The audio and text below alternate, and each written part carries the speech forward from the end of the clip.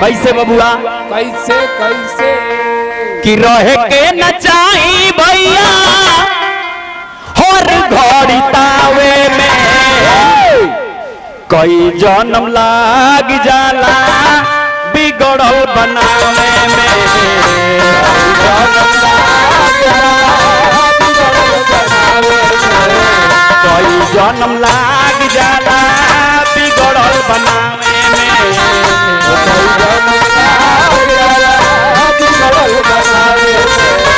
रहे के न चाही भैया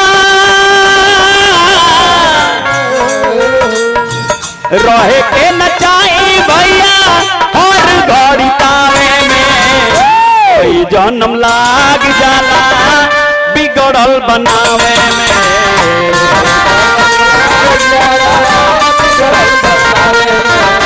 कोई जन्म लाग जाला बिगड़ल बनावे में कोई जन्म लाग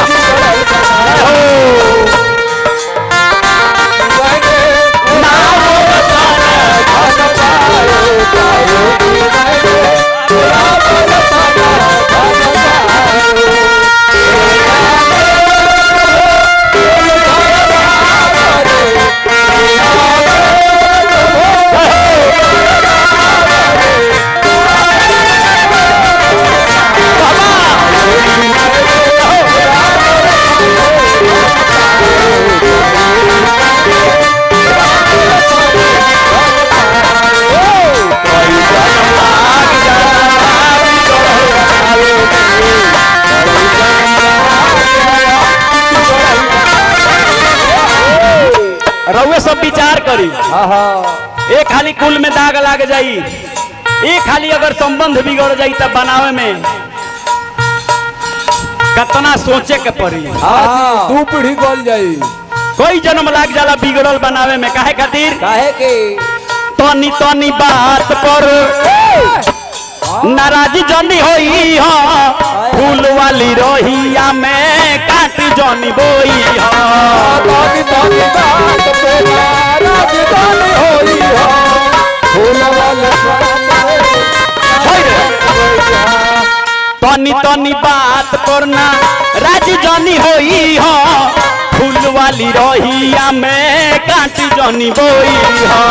तनी तनी बात पे नाराजी जनी होई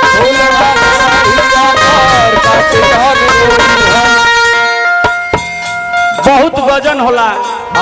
बिगड़ जाई तो बनावे में बहुत वजन होला जय हो बहुते वजन होला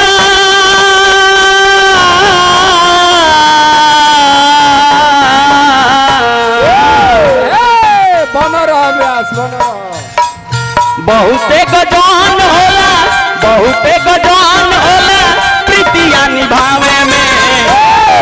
कई जन्म लाग जाला बिगड़ल बनावे में। वाह अमरजीत भैया अमरजीत भैया कई जन्म लाग जाला बिगड़ल बनावे में।